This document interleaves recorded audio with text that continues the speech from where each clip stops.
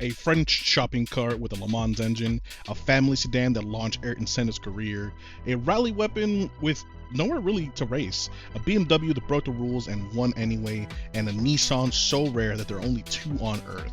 This is what happens when manufacturers are forced to build road legal race cars. Starting off at number 5, the Renault 5 Turbo.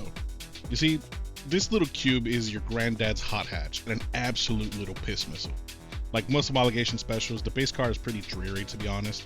If your granddad took the turbo to go rallying, your grandma took the regular 5 to go to book club. And now you may be asking, since it's a homologation special, what series did it compete in? And if you were paying attention, you would have realized already, it's a rally car, baby. A rally car.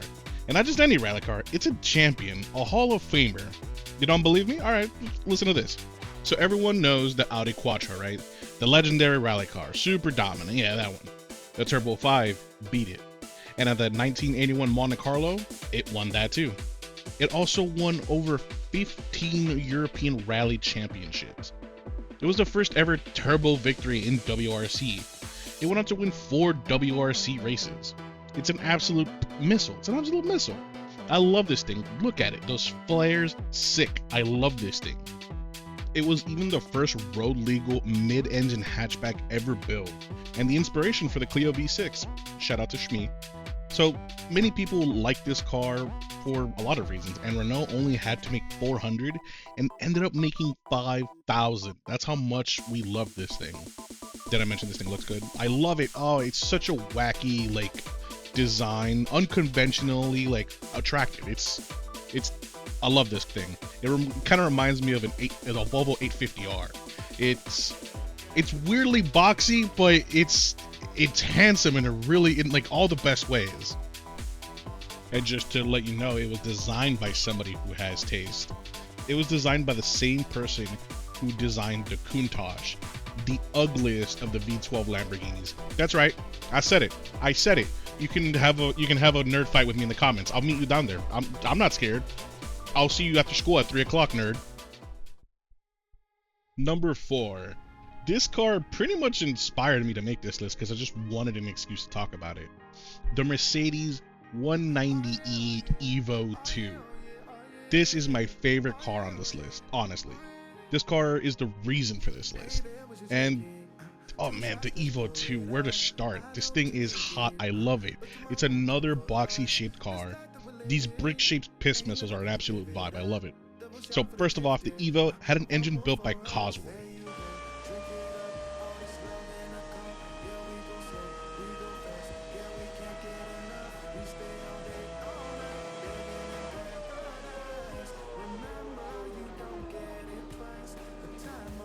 The master engine builders. The Aero itself, it was designed by an aerodynamics professor. Mercedes pulled out all the stops for this. It also competed in the DTM, which for my American listeners is a German touring series. This is elite level stuff. The same series where you've seen the BMW M3 do battle. So how did the 190e perform? It lost, actually. It actually kind of lost a lot. You see, there are a few iterations of the car before we got to the Evo II. But once we got there, in the 92 season, it won 16 out of the 24 DTM races, filled the top 3 slots in the championship, and won Klaus Ludwig the Drivers' Championship. It's an absolute menace. On top of that, this car was kind of a springboard for Ayrton Senna into the limelight. You see, Mercedes wanted to flex the car, right?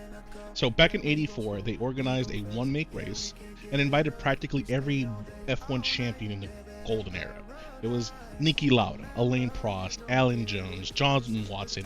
Basically everybody on the grid had at least one GP win, and some had championship wins. Except one. The Brazilian soon-to-be superstar. At this point, Senna had only been an F1 driver for about 2 months and had just recently failed a qualifying in the previous race in San Marino. So his morale was down in the dumps. And he wasn't even planned to be there in the first place. He was a last-minute pick to pad out the numbers. But when Senna won the entire thing, he was even quoted as saying, "Now I know I can do it." And who knows, maybe without this race, Senna would have never gained the confidence to push as hard as he did to become the driver we know him as today. Senna liked this car so much that he actually ended up buying one directly from Mercedes and drove it home from the factory from over 600 miles back home himself. This car is the reason we have AMG today. And because of this car, Mercedes went from being recognized for making luxury saloons for the big and classy and the wealthy to making track weapons. And number 3, I would say this is the most famous car on this list, but number 2 holds that title. The Ford RS200, Ford's rally monster. And Ford didn't pull any punches in developing the RS. It's entirely built from the ground up. And not like Forza Horizon's ground up, I'm talking actually ground up. This thing is mid-engine, full-wheel drive. The chassis was designed by Tony Southgate. He's a Formula 1 designer, so that should tell you where this thing is heading. The body was styled by Ian Callum. Who was Ian Callum?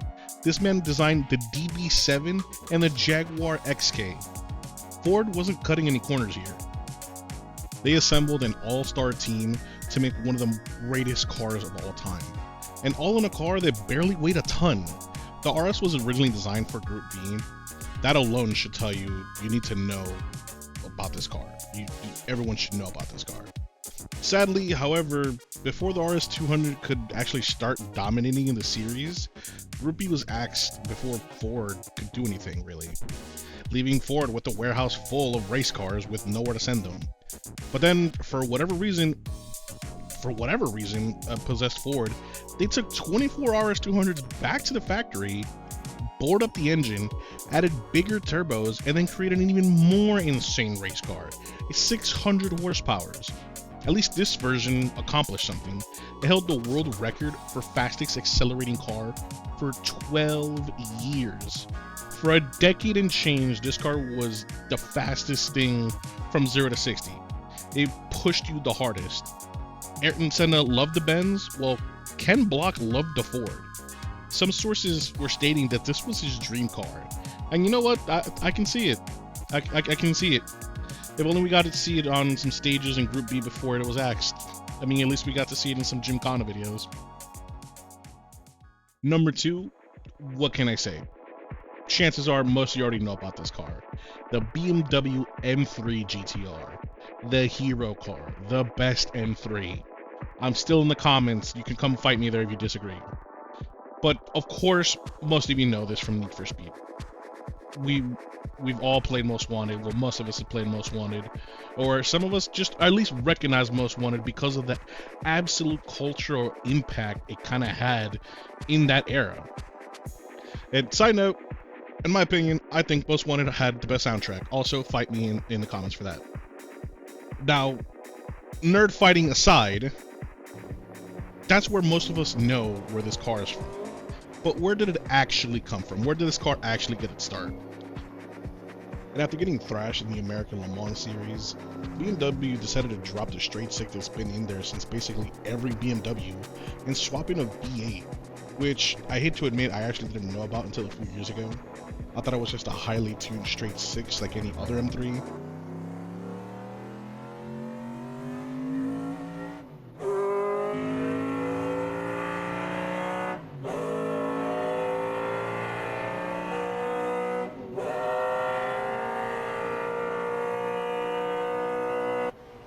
But, you know, we all don't know everything.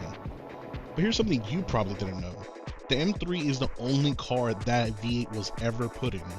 BMW built it specifically for the GTR, pushing it to 444 horsepower, and Porsche was not happy about it, because they claimed BMW was bending the rules since they didn't have any road cars. So BMW built 10 of them to satisfy the homologation rules. And once they did, they handed everybody their rear end. Won 7 out of the 10 races in the 2001 season, stuffing it right in Porsche's faces. And that dominance had a lasting effect. It proved BMW could build a competitive V8 for the M3, which directly influenced the decision to put a V8 in a standard M3 road car that came right after the E36. And then one bent rule changed what an M3 could be forever. But there's something interesting about the road cars. Nobody knows where they are, actually. 6 left the factory, BMW kept 3 of them, but nobody knows where the others went. BMW literally released a statement saying they don't know where their own cars are. They did eventually recreate the most wanted car a few years ago, so at least we know where that one is. And hilariously, for the 2002 series, the homologation rules changed again. Now you needed to build 100 cars to compete, and BMW said, nah, I'm not doing that again. So instead of having 100 BMW M3 GTRs rolling around, we only have 11 maybe. And number one, back when Nissan used to be cool, when they made race cars, and one of the best examples of that is the R390. Nissan made this for the GT1 series, and it's probably the rarest homologation special on this list, and possibly ever. Let me put it into perspective for you here. McLaren built 64 F1s for homologation. Mercedes CLK GTR built 25. Porsche built 23 911 GT1s. Nissan built 2. And somehow they were allowed to compete. There are more cars in the Holy Trinity than there are road legal R390s. That is, speaking of which, go check out my other video on the Holy Trinity. Self-promotion. Now, one was sold to a private collector, the other is sitting pretty in a museum. There are more racing versions than there are actual road legal versions. Now, here's the part that really kind of stings, because in pre-qualifying in 1997, the R390 was actually the fastest car in Le Mans. It had the fastest time, faster than the Porsche GT1. And the officials found the mandatory luggage compartment that was missing in that Nissan because it was based on road-going cars. They had to have specific rules. So they had to entirely redesign the rear end basically overnight. And that compromise caused the mechanical failures that plagued them during the entire race. The car that might have won Le Mans got taken out by a luggage rule, just because you needed some luggage space. And to make things worse on top of the luggage rule issue, unfortunately Nissan decided to bring this car to the track when the Holy Trinity were duking it out. And on their debut Le Mans year in 97, 2 retired for mechanical failures, and the only surviving one finished 12th. And that was after 2 complete gearbox rebuilds mid-race just to limp it across the finish line. But Nissan took it in stride, kudos to them. They came back in 98 with 4 cars this time. All 4 finished in 3rd, 5th, 6th, and 10th, all in the top 10. And that 3rd place was driven by an all-Japanese crew. The first fully Japanese team to ever stand in the Le Mans podium. That's a hell of a comeback. 5 cars that only exist because a rulebook said they had to, and somehow that rulebook produced some of the coolest cars ever made. A shopping cart that won Monte Carlo, a sedan that put Senna on the map, a rally weapon that never got the chance to finish what it started, a BMW that rewrote what an M3 could be, and a Nissan that nearly won Le Mans before a luggage rule got in the way. Homologation specials are the closest thing we'll ever have to race cars of our own in our own driveways, and honestly, I wouldn't have it any other way.